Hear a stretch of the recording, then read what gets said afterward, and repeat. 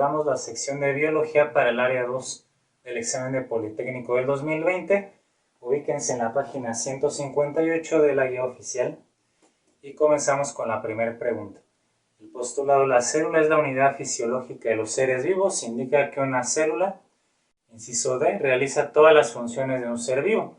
Bueno, de hecho la teoría celular propuesta por Virchow, Matthias Schleiden y Robert Schramm nos propone entre estas ideas que la célula es una unidad fisiológica. Bueno, la fisiología es el estudio de la función de diferentes partes o componentes de un sistema vivo, mientras que la anatomía, que es otro de los postulados, el de anatomía o anatómico, nos hace referencia a la descripción de órganos o tejidos, incluso de sistemas o aparatos. También tenemos la parte que da origen a muchas células, que es, bueno, la forma en cómo se reproducen las células. Es el otro postulado de la teoría celular, son tres. Entonces, anatómico, fisiológico y de origen, que es lo que abordamos en mitosis y meiosis para explicar cómo se originan las células, como vamos a ver más adelante repasando en esta guía oficial. Número 2, asociar el organelo o los organelos con la función según le corresponda. Entonces el primero, el núcleo, es lo que nos dice la letra B, coordina las funciones metabólicas. Bueno, no solamente las funciones metabólicas. Aquí tengo un esquema de la célula. Eucarionte en general, célula tanto animal como vegetal. El núcleo se localiza comúnmente hacia el centro de la célula. Contiene toda la información genética o casi toda la información genética de la célula, ya que algunas partes del genoma también se encuentran en las mitocondrias y en los cloroplastos comúnmente. Sin embargo, aquí se lleva a cabo toda la dirección de las rutas metabólicas, tanto anabolismo como catabolismo, ya sea el momento de la reproducción, del crecimiento, de la síntesis de nuevas sustancias, de biomoléculas, la síntesis o generación de nuevos organelos celulares durante el ciclo celular, etc. O sea, básicamente todo lo que tiene que ver con el control de la célula, con su regulación y su expresión en un momento dado, se localiza en el núcleo, es el que contiene las instrucciones, debido a que ahí está la mayoría del material genético. Luego tenemos el lisosoma, que sería la letra E, contiene las enzimas hidrolíticas que digieren compuestos orgánicos. Bueno, los lisosomas, aquí dibujados con estos gránulos en color rojo, están dispersos en el citoplasma de la célula, que es el medio líquido que se encuentra dentro de ella, y contienen enzimas digestivas que van a ayudar a que la célula precisamente degrade o rompa moléculas orgánicas mediante reacciones de hidrólisis. La hidrólisis es un término que se maneja mucho en bioquímica, hidroagua, lisis, ruptura, así que el agua va a ser un reactivo importante o necesario para la ruptura de diferentes moléculas como lo son proteínas, carbohidratos, grasas, ácidos nucleicos. Incluso pueden servir como defensa ante la infección intracelular de una bacteria, de un virus, de un hongo u otro parásito. Esa es la gran importancia de los lisosomas. Sin ellos, bueno, pues muchas moléculas no podrían ser reutilizadas, recicladas, y tampoco habría una buena defensa contra patógenos que son intracelulares, es decir, que ingresan al interior de la célula para poderla infectar. Mitocondria es la letra D, produce la mayor cantidad de energía en forma de ATP, ¿no? De adenosina de trifosfato. Entonces las mitocondrias que vemos aquí en color azul tienen doble membrana, una externa que es lisa, una interna que es plegada, tienen forma oval, así es como lo vemos en el microscopio tanto óptico como electrónico, y la función es sumamente importante, producir la mayor parte del ATP, la mayor parte de la energía con la cual la célula trabaja mediante el proceso de respiración aerobia, donde el oxígeno va a ser el aceptor final en la cadena de transporte de electrones, como se ve en ese tema. Tenemos el aparato de Golgi o complejo de Golgi, que lo estamos localizando aquí. Vean la flecha en color morado en mi esquema.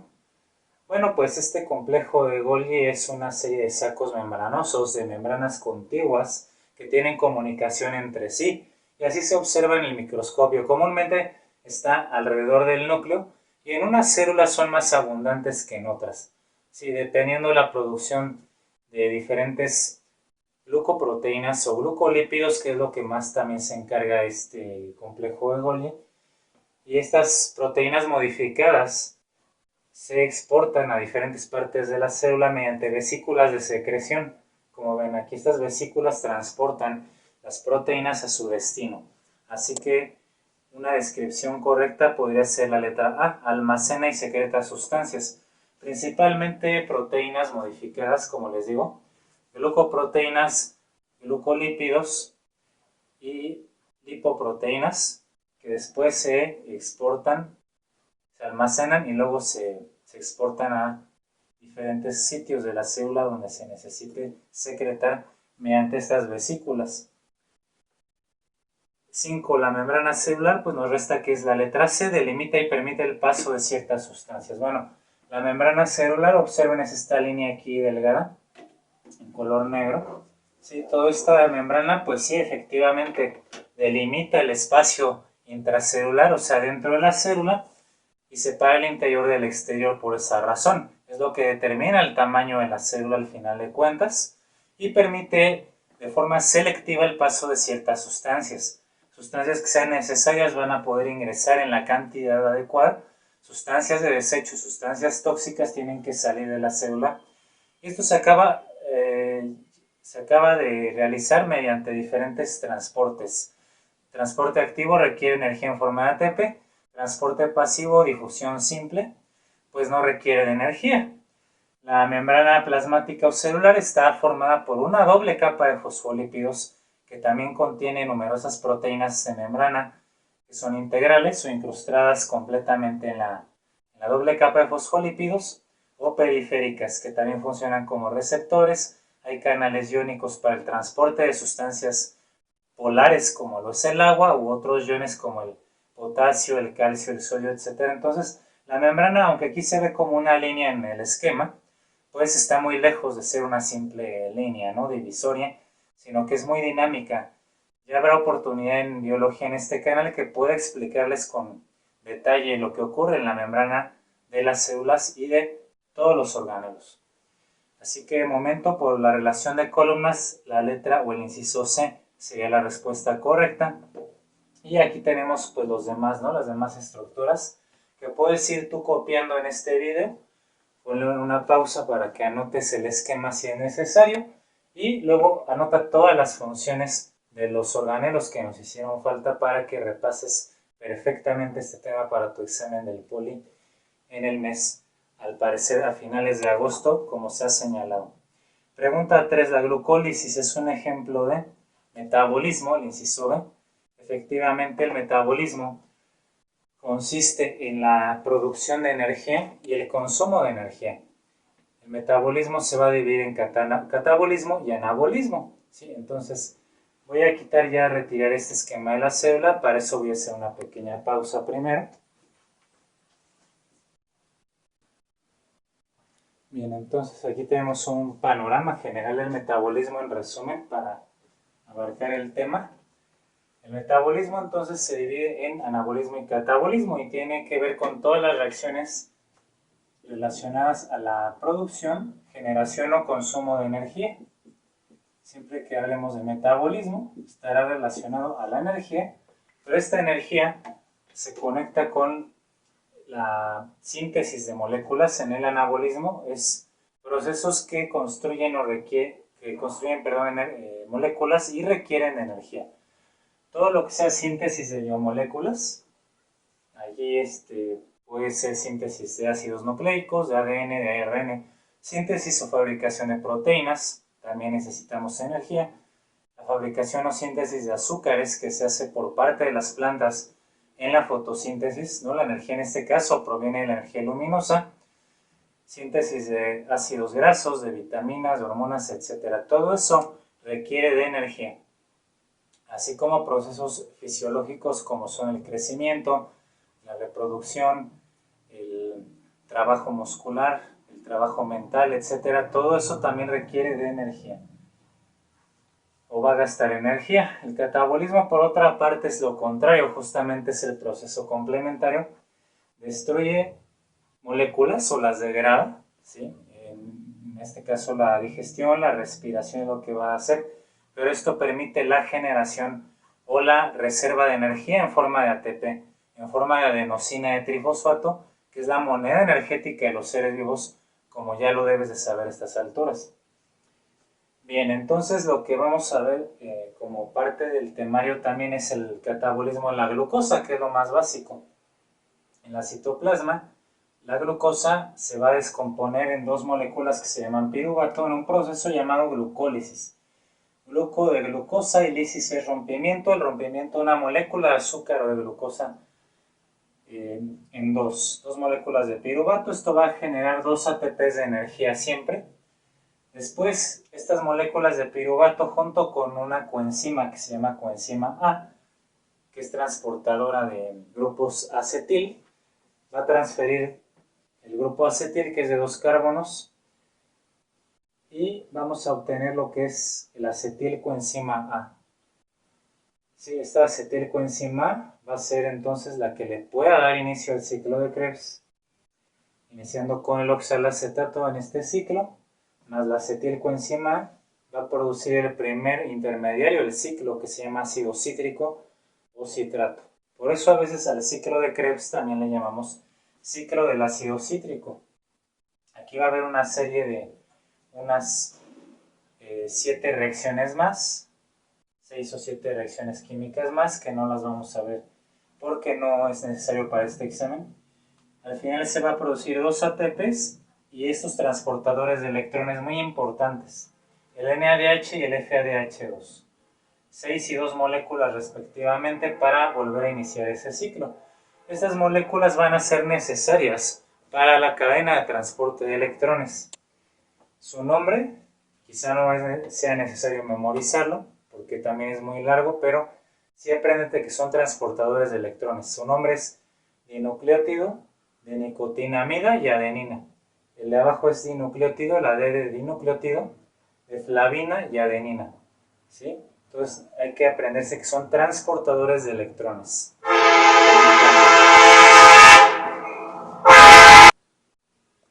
Bien, ustedes disculpen la interrupción, pero como ya les he dicho antes, tengo de vecino en la calle detrás al tren y pues es muy molesto porque pasa muy frecuentemente.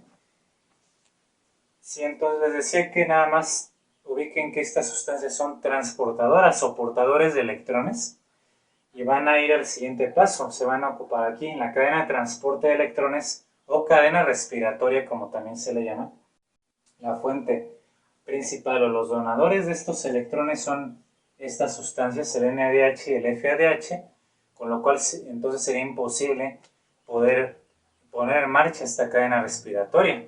De hecho, como se ve en el tema de vitaminas, varias vitaminas del complejo B, ¿sí? Entre ellas la B1, B2, B3, van a ser necesarias para la síntesis correcta de estos transportadores de electrones que a su vez ponen en marcha la cadena respiratoria.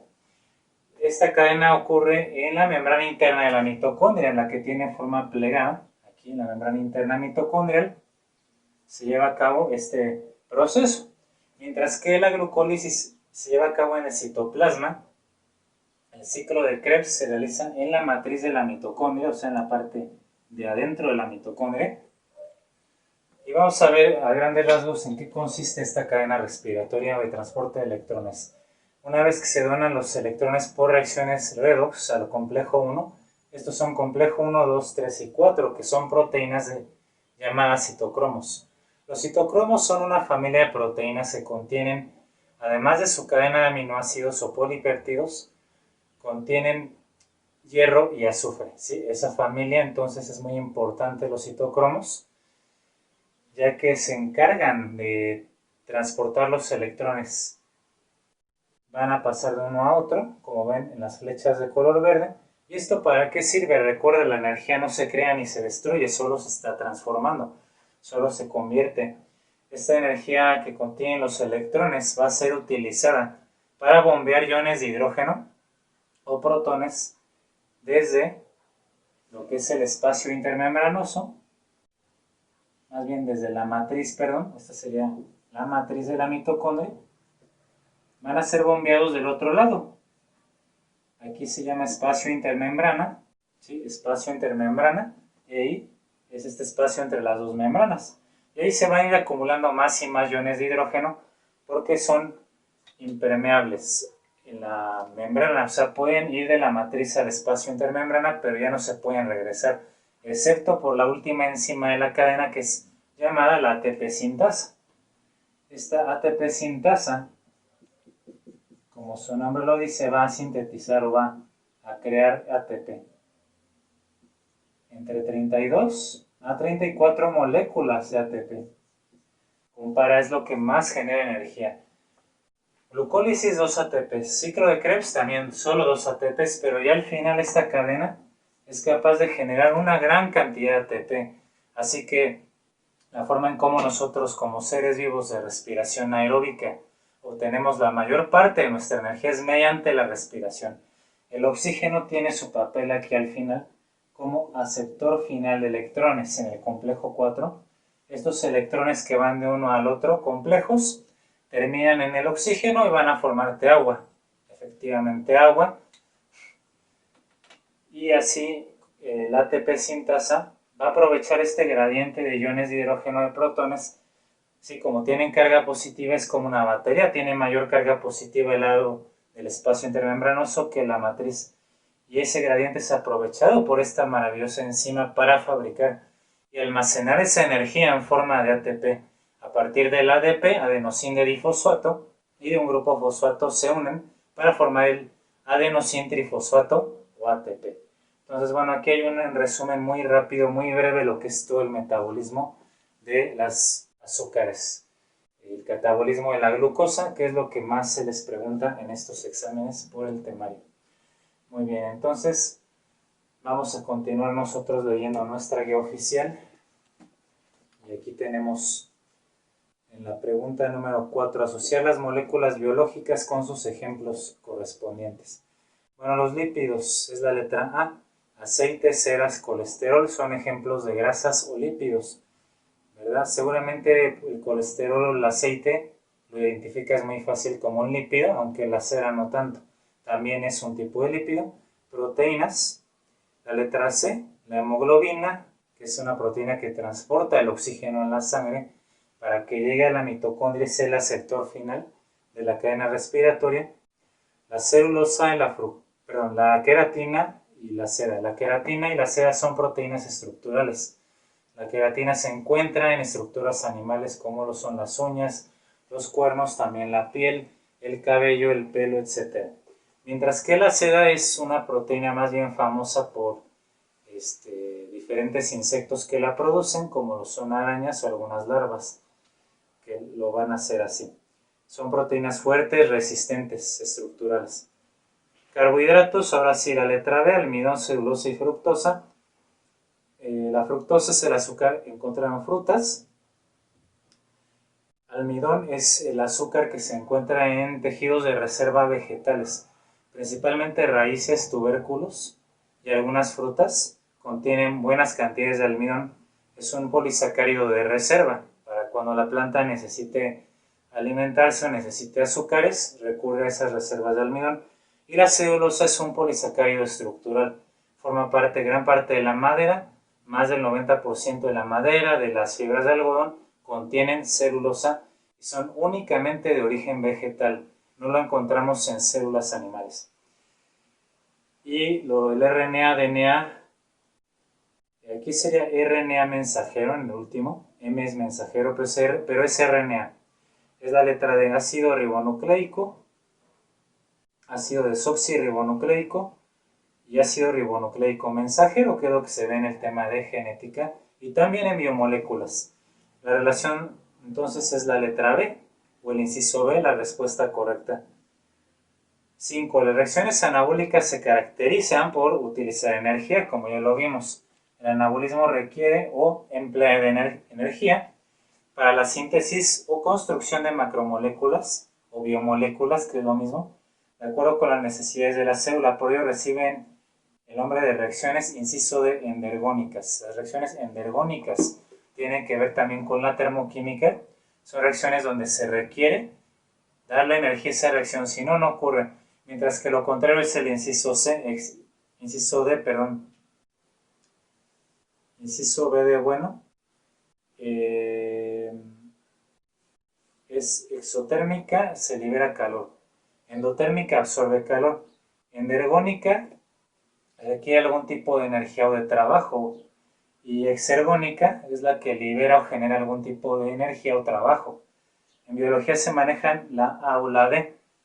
En anabolismo son endergónicas y en catabolismo son exergónicas, para que no haya confusión ahí. En cambio, las exotérmicas y endotérmicas tienen que ver con energía calorífica exclusivamente, como se ve en termodinámica. Número 6. Los, inciso B, genes contienen la secuencia lineal de nucleótidos del ácido desoxirribonucleico o ADN. Y a su vez, a partir de esta se genera la sucesión lineal de los aminoácidos de las proteínas. Bueno, pues efectivamente, los nucleótidos que forman parte del ADN, del ARN, van a utilizarse en secuencias de tripletes que se llaman codones, por ejemplo, adenina, citosina, guanina, timina, uracilo, que son las bases nitrogenadas del ADN, para producir siempre aminoácidos que a su vez se unen para formar proteínas, como ya debes de recordar el tema de proteínas y de biomoléculas. Por eso la respuesta correcta es el inciso B. La 7. Relaciona las estructuras del aparato reproductor femenino con su función. Bueno, pues primeramente aquí tenemos que ubicar un esquema básico del sistema reproductor femenino interno. Los ovarios, que van a estar uno de cada lado, son glándulas, las glándulas sexuales en la mujer. Entonces los ovarios se encargan de la producción de óvulos y hormonas, ¿sí? Hormonas sexuales femeninas como la progesterona y el estrógeno, entre otras más, como lo es la folículo estimulante o la hormona luteínica. Los oviductos o trompas de falopio son estas estructuras que sostienen a los ovarios y van a permitir que haya una comunicación de los ovarios hacia la matriz o útero, que es este espacio, esa cavidad donde se desarrolla el embrión una vez que una mujer se ha embarazado. Entonces van a permitir que el óvulo salga del ovario y ahí puede ser fecundado por algún espermatozoide. Es a esta altura, no es más abajo, sino justamente ahí es donde suele quedarse el óvulo ciertos días del ciclo menstrual, que son los días fértiles de la ovulación. Y si hay fecundación, bueno, ese óvulo fecundado se llama cigoto, el cual se tiene que implantar en la pared de la matriz o útero. Ese tejido se va engrosando en esa parte del ciclo menstrual, en los días fértiles. Este tejido con numerosos vasos sanguíneos se conoce como el endometrio. Y el endometrio pues va a permitir la implantación del cigoto, que es el óvulo ya fecundado por un espermatozoide, para que este cigoto tenga acceso a vasos sanguíneos y entonces pueda oxigenarse, pueda nutrirse, pueda entonces desarrollarse mediante los 9 meses que dura aproximadamente el embarazo en una mujer. Más abajo tenemos una estructura que es el cuello del útero o de la matriz, que es donde ya tiene un estrechamiento, y más abajo está otro conducto más estrecho que la matriz, que ya es la vagina. Aquí muy importante hacer la aclaración: la vagina es parte del sistema reproductor interno de la mujer, mientras que la parte externa se conforma de lo que es la vulva. Los labios mayores, los labios menores, así como el clítoris, son estructuras del aparato reproductor femenino, pero externo. Entonces no confundir el externo con el interno.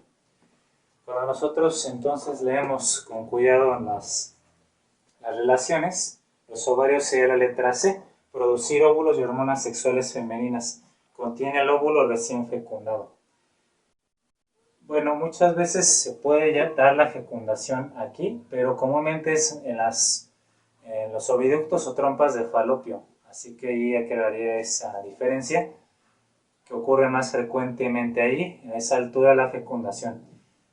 Dos oviductos o trompas de falopio. La letra A conducía el óvulo liberado por el ovario hasta el útero, donde posiblemente pudiera ser fecundado, y si no es fecundado, pues el endometrio se desprende cuando la progesterona va cayendo, va disminuyendo su concentración, y entonces este endometrio, como tiene numerosos vasos sanguíneos, se presenta, se expulsa en forma de sangrado a través de la vagina, lo cual se le llama menstruación. No confundir menstruación, que es el flujo de sangre, con el ciclo menstrual, que es todo el proceso completo. Inicia en la menstruación, pasa por la fase preovulatoria, luego la ovulación, fase posovulatoria, con diferentes concentraciones en subidas y bajadas de las 4 hormonas que mencioné anteriormente en la mujer. Útero matriz, pues la letra B, contener el endometrio. Si ya explicamos qué es este tejido, qué función tiene. El endometrio recibe el óvulo fecundado y en él se desarrolla el embrión. Para eso es este tejido, y ese es el objetivo principal del ciclo menstrual: permitir la reproducción sexual en las diferentes especies, incluyendo el ser humano con la mujer. Número 8. El proceso de la mitosis se tiene como producto final, es la letra C, la constante numérica de los cromosomas. Bueno, en las células humanas tenemos aquí, una vez que termina la interfase del ciclo celular, hay 92 cromosomas. Después de profase, metafase, anafase, telofase, en la mitosis vas a tener la mitad, 46 y 46 cromosomas. ¿Sí? Vamos a tener que hacer otra pausa por el tren de nuevo.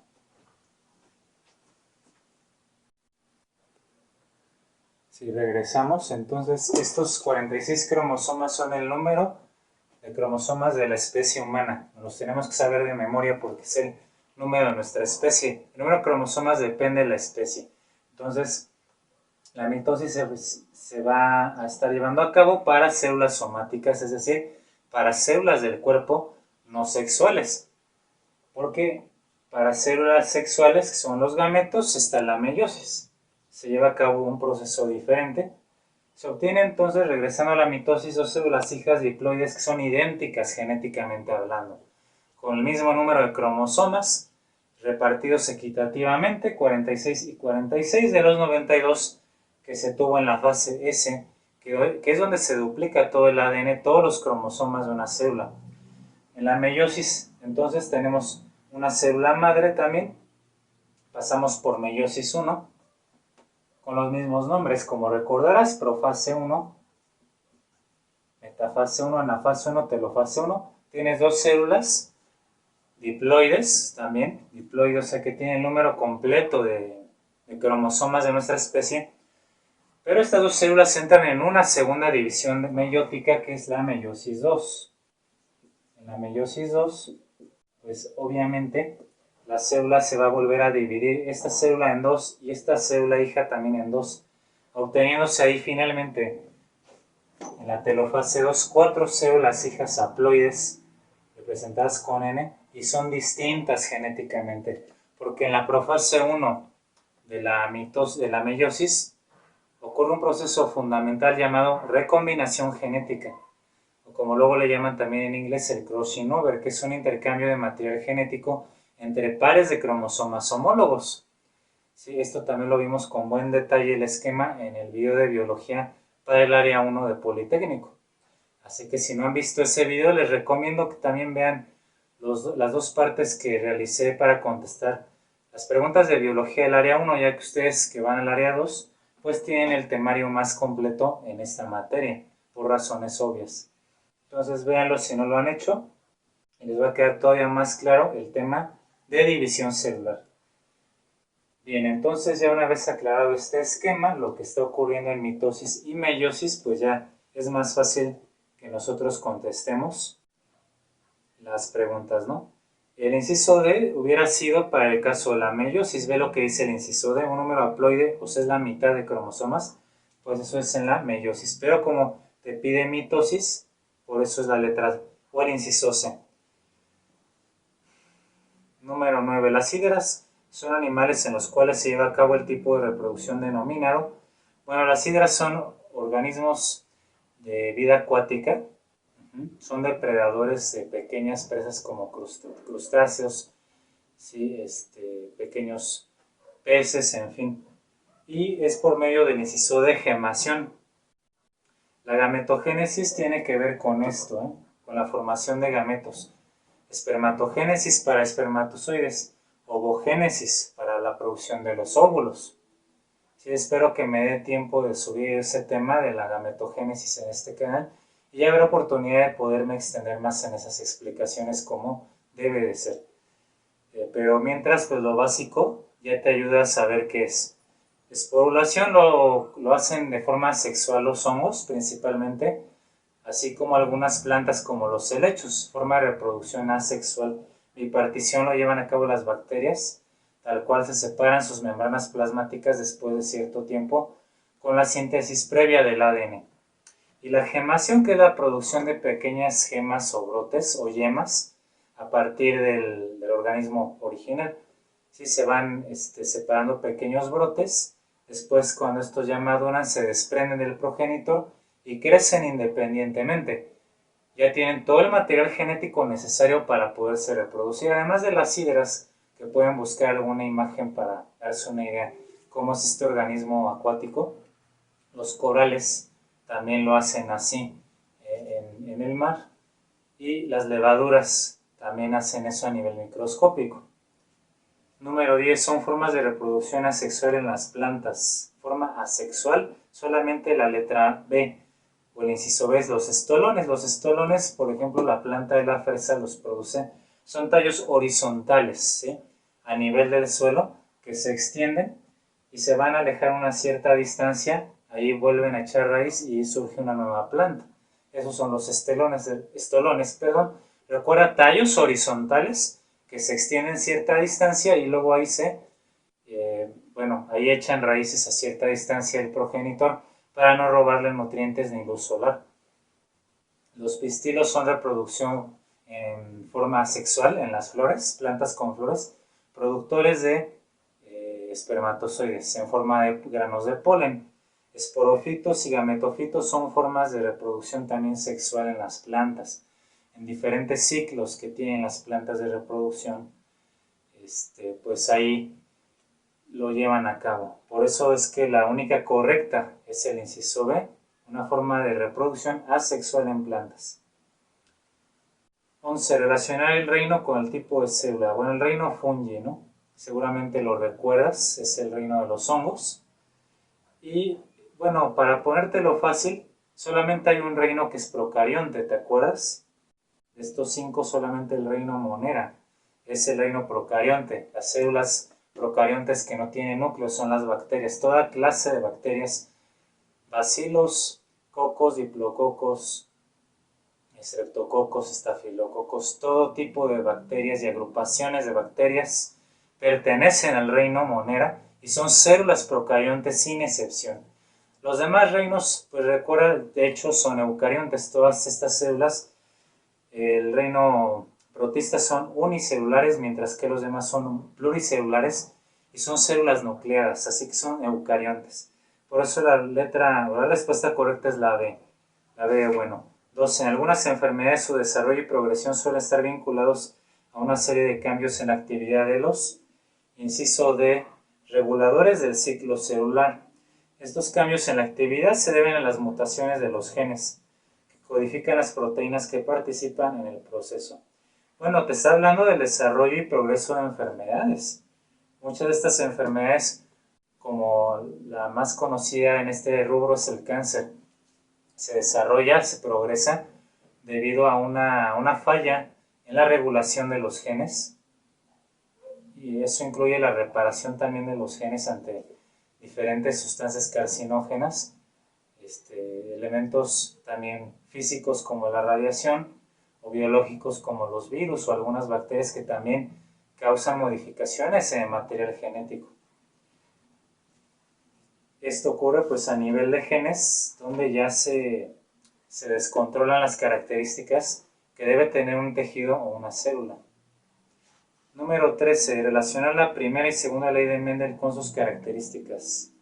Primera ley de Mendel y segunda ley de Mendel, ¿no? Bueno, vamos a hacer un pequeño esquema también de estas leyes, pero pues voy a borrar antes aquí el pizarrón. ¿Sí? Entonces la primera ley de Mendel lo que nos dice, también llamada o conocida como la ley de la segregación, a partir de un par de organismos que sean homocígotos, recordemos homocígotos que tienen el mismo par de alelos representados con la misma letra. Por ejemplo, Mendel trabajó con la planta de chícharo y una de sus 7 características que él estudia es el color de la semilla. Había semillas amarillas y semillas verdes. La forma o el color amarillo es la más común, por eso es el alelo dominante en letra mayúscula, mientras que el color verde en esta especie, al menos común con letra minúscula, estará asignado como el alelo o gen recesivo. Entonces homocigoto puede ser homocigoto dominante si los dos alelos son dominantes, homocigoto recesivo, si este es homocigoto dominante, y homocigoto recesivo si ambos alelos son recesivos representados con un par de letras minúsculas. Recuerda que son alelos por pares debido a lo que se ve en mitosis y meiosis. La herencia viene la mitad de la madre, la mitad del padre, y por eso es en pares también aquí, como lo consideramos en las leyes de Mendel. Hacemos el famoso tablero o cuadro de Punnett, colocando los alelos de un progenitor en un renglón separados y los otros dos alelos del otro progenitor en la columna separados. De ahí que venga la ley de la segregación. La segregación es la separación, ¿sí? La separación de estos alelos al formarse los gametos óvulo y espermatozoide.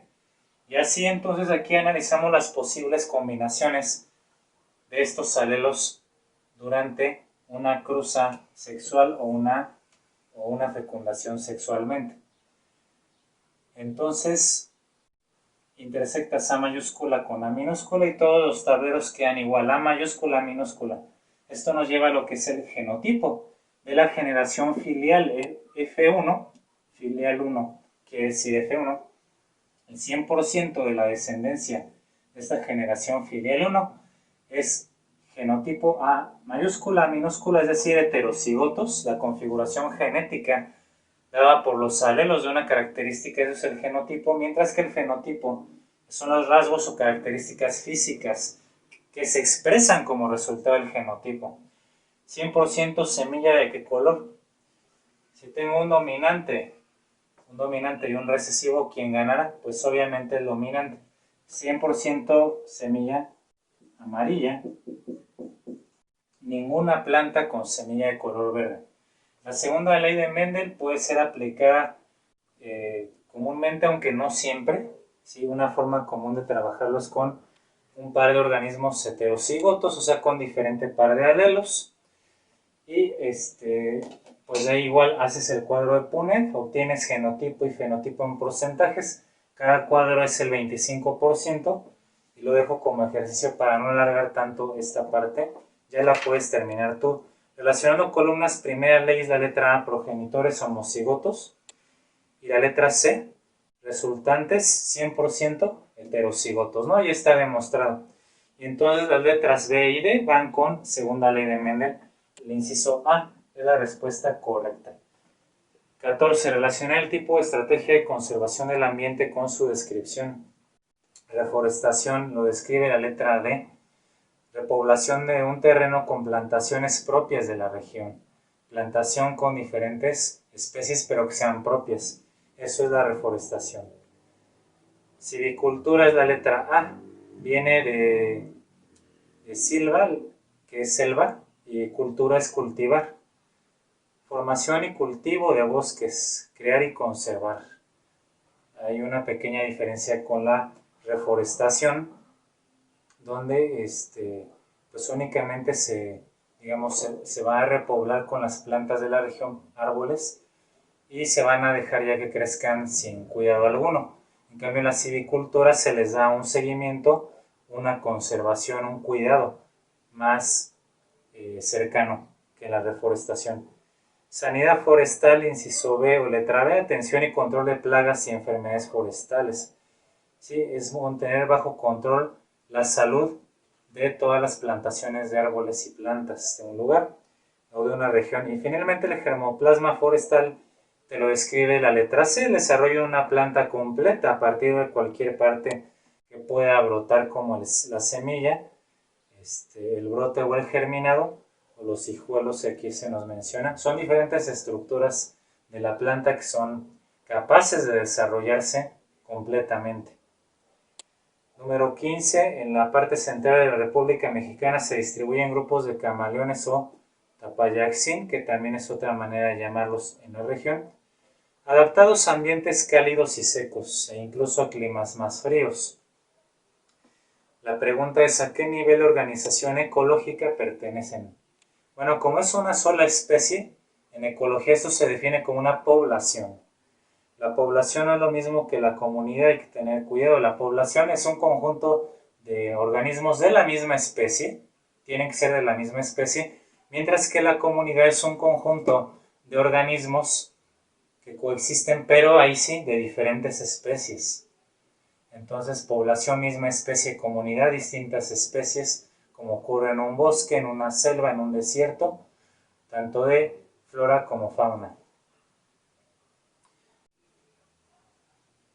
Número 16. Durante el intercambio gaseoso, el camino que recorre el oxígeno desde el exterior al organismo al interior de los pulmones inicia por la nariz. ¿Y cómo continúa la serie? Es la letra C. La faringe, laringe, tráquea, bronquios, bronquiolos y alveolos. Efectivamente.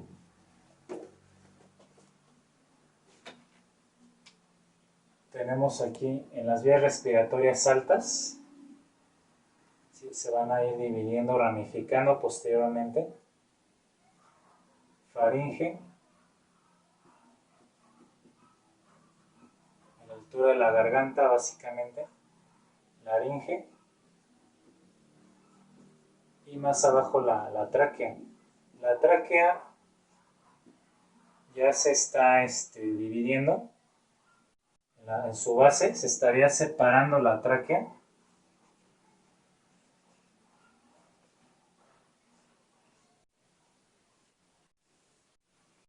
Y por acá en las fosas nasales, ¿no? La nariz.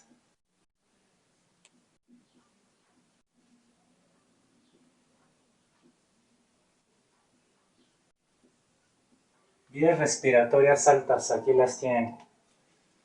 Entonces tienen diferentes funciones. Las fosas nasales van a calentar el aire que ingresa, van a filtrarlo a través de las vellosidades, a través de la mucosidad que se produce en la nariz, en las fosas, y van a permitir que ingrese a la faringe, donde se siguen reteniendo más partículas. Hay una gran producción de mucosidad ahí, frecuentemente para atrapar pues partículas comunes como polvo, ¿sí? Humo, en este caso en la ciudad pues el humo, los contaminantes, partículas suspendidas que están en el aire, células muertas, esporas de hongos, polen y muchas cosas que andan allí suspendidas en el aire y que no las vemos, son muy pequeñas. Se van atrapando aquí. Igual la laringe sigue manteniendo ese aire húmedo, cálido, y sigue habiendo células inmunológicas y ciliadas que van a ir expulsando el moco hacia afuera. Las células ciliadas son como un cepillo. Entonces, hagan de cuenta, son como las cerdas de un cepillo, y esas cerdas se van moviendo y van sacando para afuera la mucosidad, ¿no? La contaminación. La tráquea, bueno, ya es un tejido más de cartílago, un tejido más duro, que necesita ser rígido.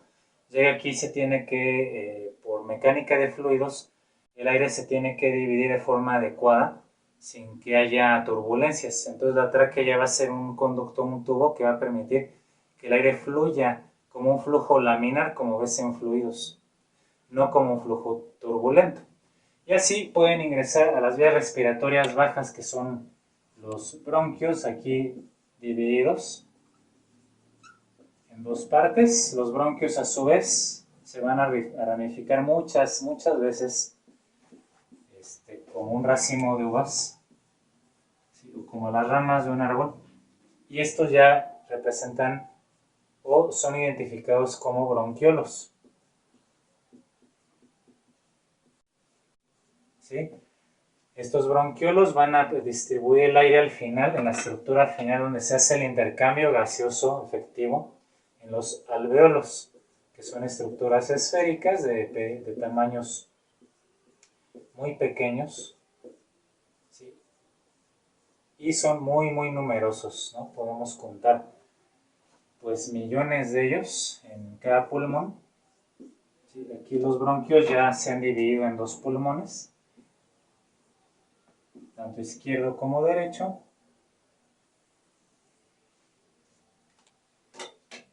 Y dentro, pues les digo, están una enorme cantidad de alvéolos, que es donde se hace el intercambio gaseoso. Ingresa el oxígeno a la sangre.